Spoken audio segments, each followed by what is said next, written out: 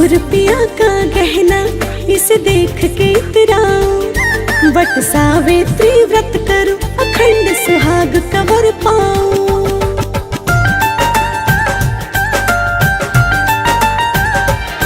सिंदूर पिया का गहना इसे देख के इतराऊं। वट सावित्री व्रत करूं, अखंड सुहाग कवर पाऊं। हाँ, जब तक ये सांसें चले रहूं मैं सुहागन।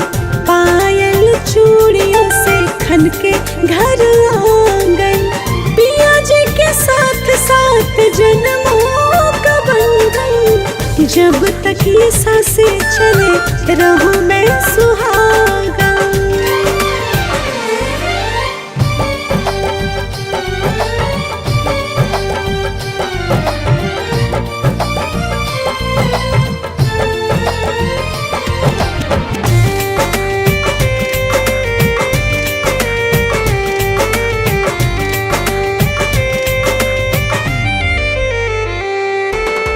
जन्म जन्म के हम हैं साथी, वो है दिया और मैं हूँ बातें। सात वचन और सात है फेरे, बिन उनके हम आधे अधूरे। वट की छाँव में हर साल करो पूजन। जब तक ये सांसें चले रहूं मैं सुहागन। पायल चूड़ियों से खन के घर आंगन।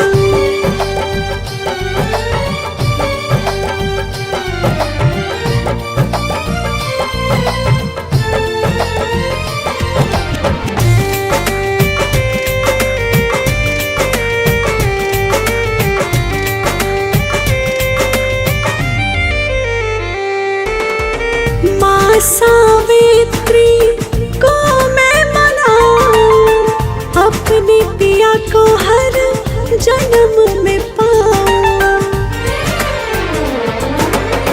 लाल लाल जोड़े में बन के दुल्हनिया, कुमकुम चमके माथे बन के चंदनिया।